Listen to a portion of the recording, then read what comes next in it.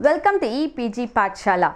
This is Dr. R. Balasashireka, Assistant Professor, Department of Food Science and Nutrition, Avinashlingam Institute for Home Science and Higher Education for Women, Coimbatore. Today we are going to see the module on food laws and standards. In order to meet out the country's sanitary and phytosanitary requirements, food must follow the country's laws and regulations. The country's import and export market depends on these food laws and standards. These laws ensure safety and hygienic food for the consumers. Quality and composition standards are also part of the food safety system. Each country has its own food laws and regulations based on their own food regulatory framework. The Indian Parliament, to ensure their food safety system, has passed several food-related laws for safe production, manufacturing and distribution of food products. At the end of this session, the learner would be able to have a thorough review and understanding of the national and international programs and laws on food safety and standards, keep pace with food safety standards both at national and international level, and study the importance of these laws in food establishments. First, let us understand the basics of food safety. In order to ensure food safety, the following points are to be followed. Shopping. Non-perishable food items should be purchased first, followed by perishable foods which are stored in refrigerators or freezers.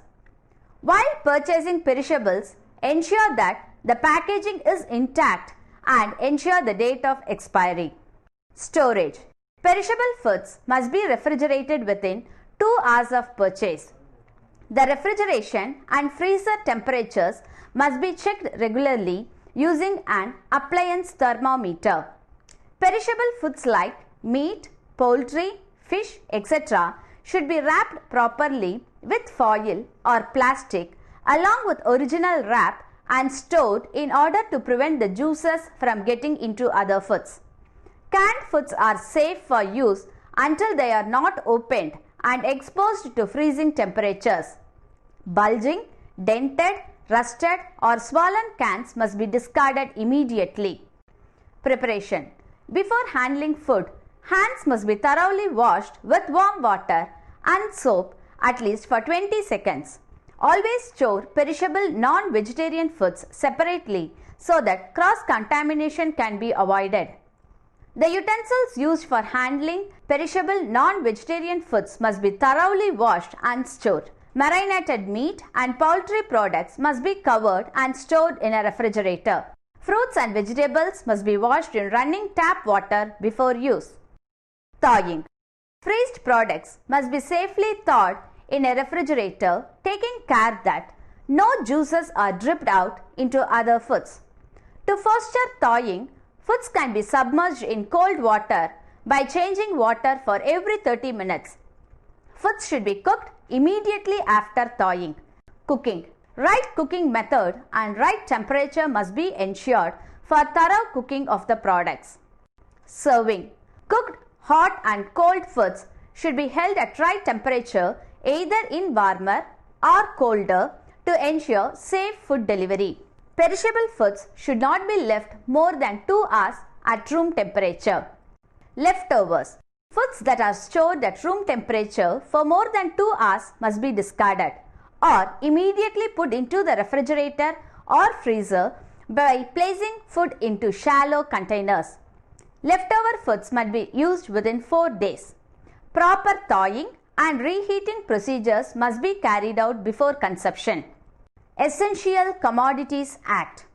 Essential Commodities Act is an Act of Parliament of India enacted in 1955 to ensure safe and wholesome supply and delivery of certain commodities or products and to prevent hoarding or black marketing without affecting the normal life of the people and make these products available to the consumers at fair prices. The number of essential commodities, which stood at 70 in the year 1989, has been brought down to 7. On February 2002, 11 commodities were removed. On 31st March 2004, 2 more commodities were deleted. At present, only 16 commodities are in the list.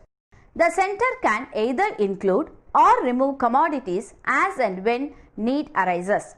Few items like drugs, fertilizers, pulses, edible oils and petroleum products are listed under this Act. If the center finds that a certain commodity is in short supply and its price is spiking, it can notify stock holding limits on the particular product for a specified period. The states act on this notification to specify limits and take steps to ensure that these are adhered to. Anybody trading or dealing in a commodity, whether wholesalers, retailers or even importers, are prevented from stockpiling it beyond a certain quantity. A state chooses not to impose any restrictions. If the traders have any stocks held beyond the mandated quantity, it should be immediately sold. This improves supplies and brings down prices. As not all shopkeepers and traders comply, state agencies conduct raids to get everyone to toe the line and the errant are punished. The excess stocks are auctioned or sold through fair price shops. Next is the Food Standards and Safety Act. Standing Committee of Parliament on Agriculture emphasized integrated food laws, and in 2006 the bill came into existence with its head office at New Delhi.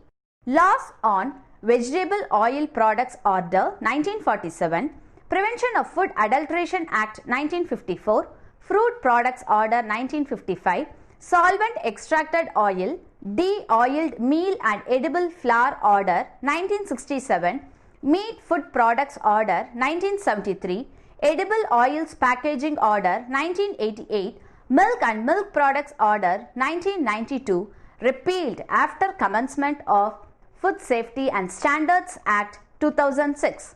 An act to consolidate the laws relating to food and to establish the Food Safety and Standards Authority of India for laying down science-based standards for articles of food and to regulate their manufacture, storage, distribution, sale and import to ensure availability of safe and wholesome food for human consumption and for matters connected therewith or incidental thereto.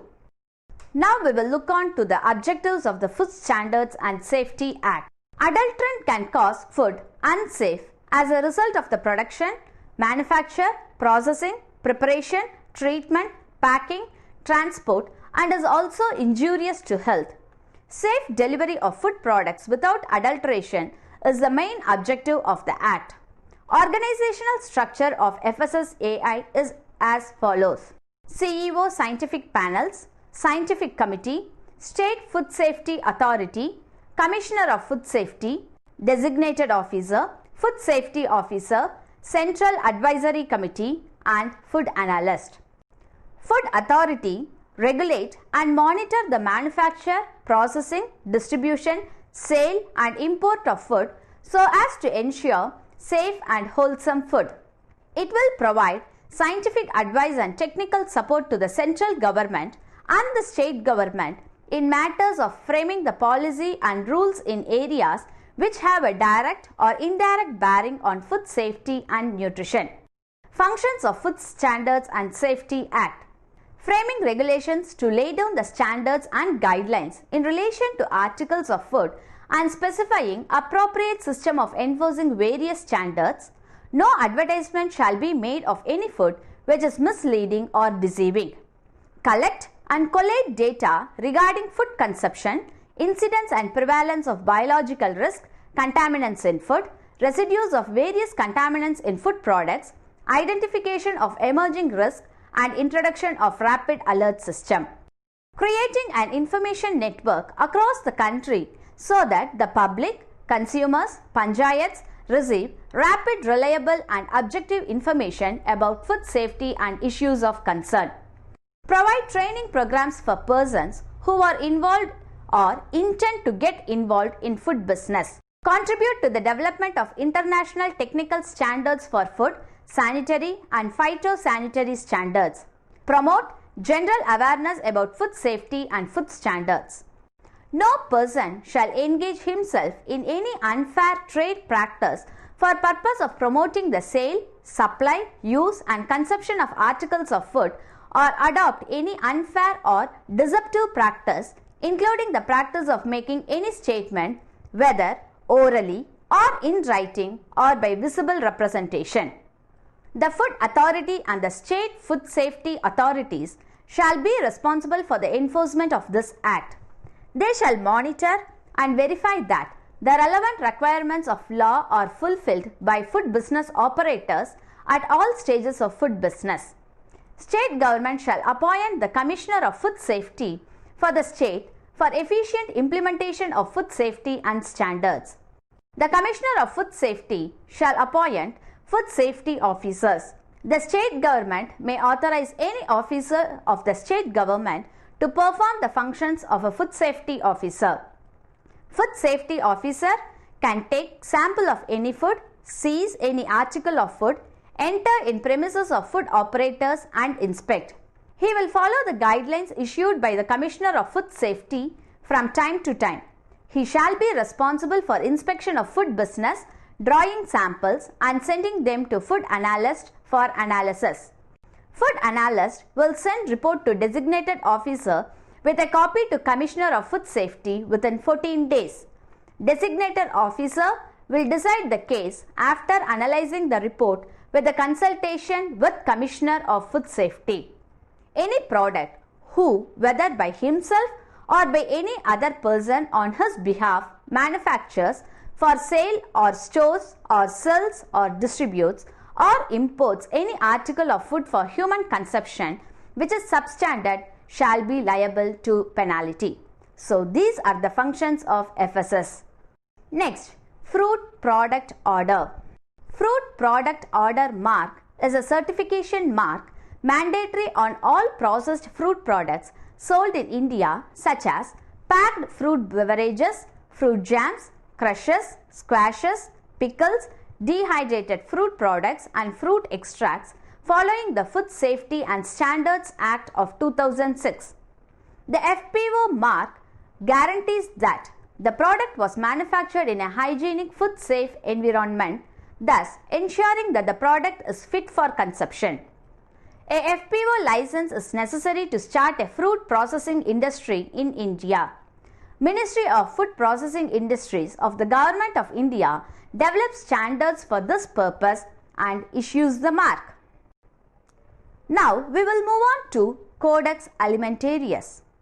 Codex Alimentarius is a collection of internationally recognized standards, codes of practice, guidelines and other recommendations relating to foods, food production and food safety.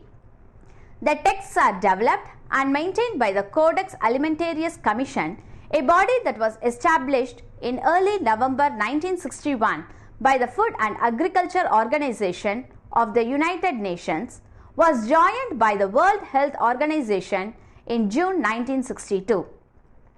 The Commission's main goals are to protect the health of consumers and ensure fair practices in the international food trade. Codex Alimentarius is recognized by the World Trade Organization as an international reference point for the resolution of disputes concerning food safety and consumer protection. As of 2012, there were 186 members of Codex Alimentarius Commission, 186 member countries and one organization, the European Union.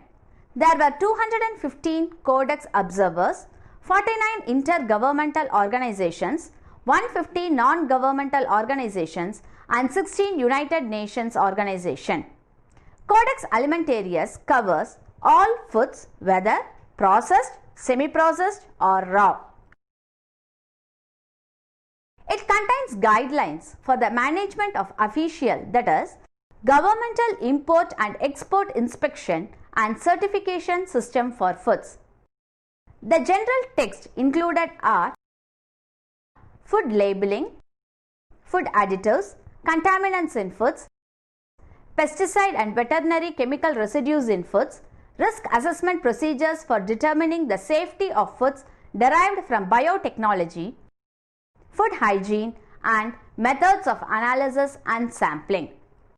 Also, there are specific standards laid for meat products, fish and fishery products, milk and milk products, foods for special dietary uses, fresh and processed vegetables, fruits and fruit juices, cereals and derived products, dried legumes, fats, oils and derived products such as margarine and miscellaneous food products.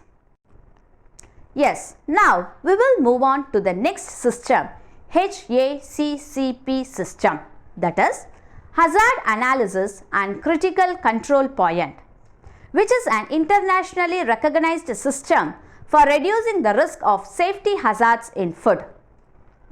HACCP system requires that potential hazards are identified and controlled at specific points in the process. This includes biological, chemical or physical hazards. Any company involved in the manufacturing, processing or handling of food products can use HACCP to minimize or eliminate food safety hazards in their product. HACCP basically follows 7 principles. Let me see the 7 principles one by one. First one is conduct a hazard analysis. The processes are evaluated and identified where hazards can be introduced. Hazards can be physical, chemical or biological. An expertise makes an accurate evaluation of the hazards. If sufficient expertise is not present in the organization, then an external resource to perform the hazard analysis has to be identified. The hazard identification is done in 2 steps. First, the identification of hazards, then an evaluation of the hazard. The hazard evaluation is a determination of the degree of risk to the user from the identified hazard. Once the hazard is identified and evaluated, the team must identify critical control points. These are points where the hazard must be controlled or it will present a risk to the end user. Second one is identify the critical control points. The steps in which process controls be applied to prevent or eliminate the hazards are identified. These are critical control points. For each critical control point, the preventive measure is identified, like how to prevent the hazard, use of specific temperature, pH, time, procedures, etc. So, establish a maximum or minimum limit for temperature, time, pH, salt level, chlorine level or other processing characteristic that will control the hazard. This is the critical limit for the critical control point. If the limit is ever exceeded, corrective action must be taken and all affected product controlled. The third step is establishing critical limits for each critical control point. What criteria must be met to control the hazard at that point? Is it a minimum temperature or the regulatory limits that must meet for this control point should be established? The fourth step is establish monitoring procedures. What will you measure and how will you measure it? The process at the critical control point must be monitored and records must be kept to show that the critical limits have been met.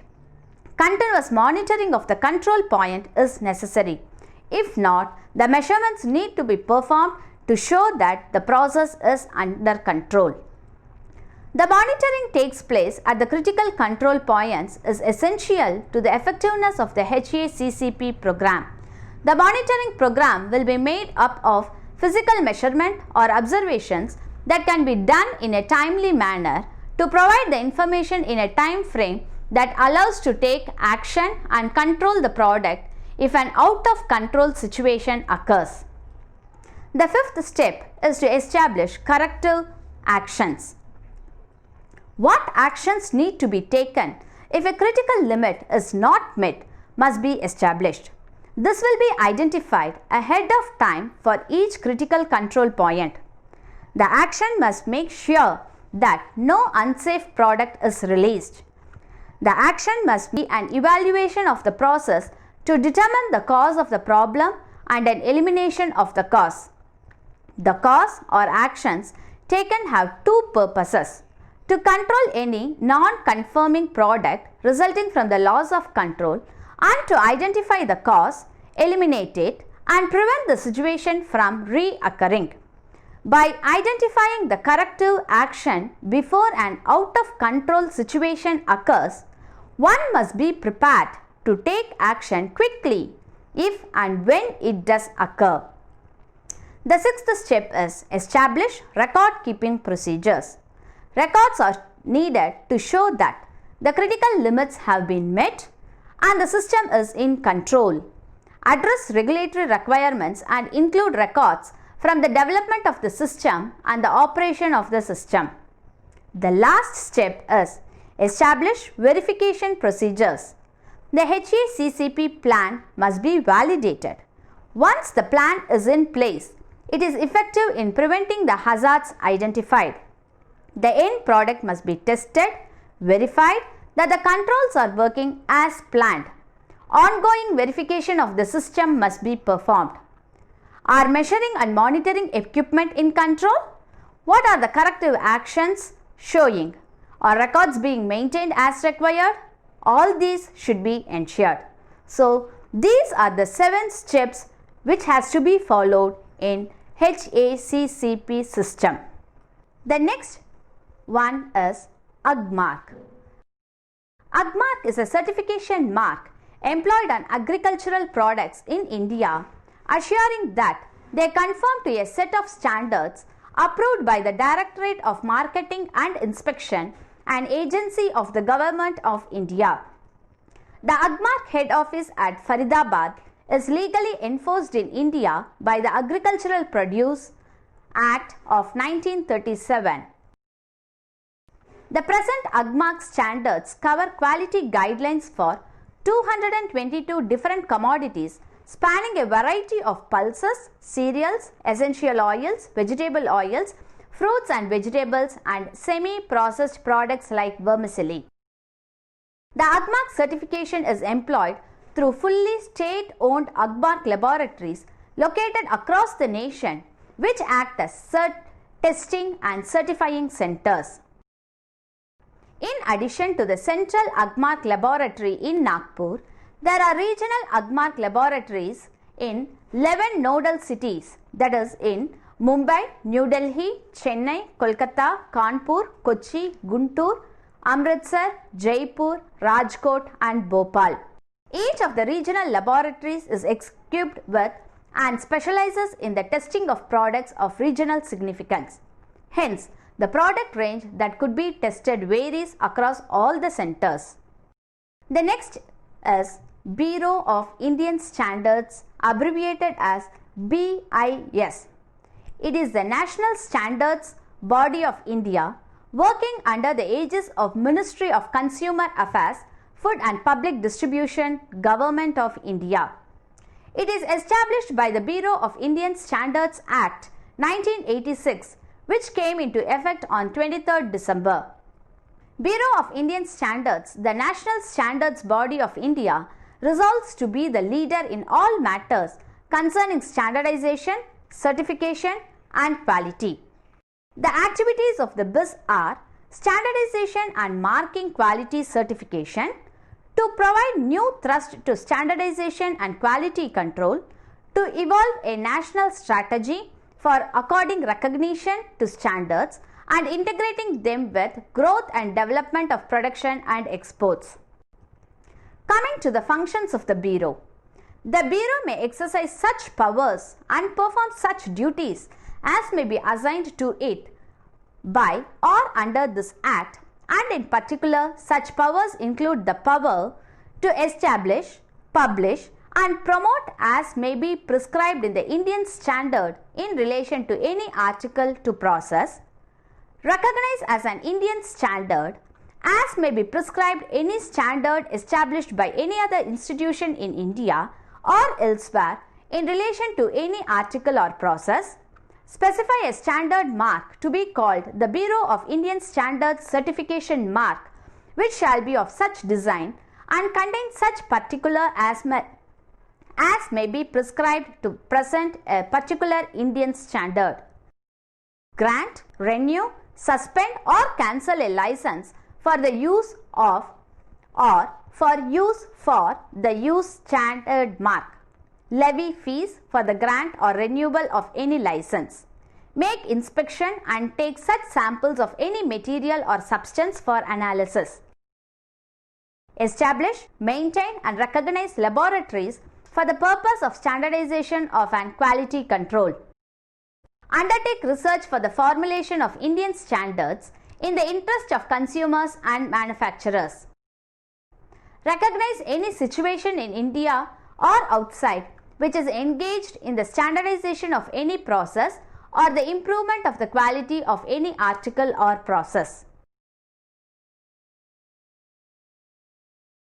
Coordinate activities of any manufacturer or association of manufacturers or consumers engaged in standardization and in the improvement of the quality of any article or process or in the implementation of any quality control activities.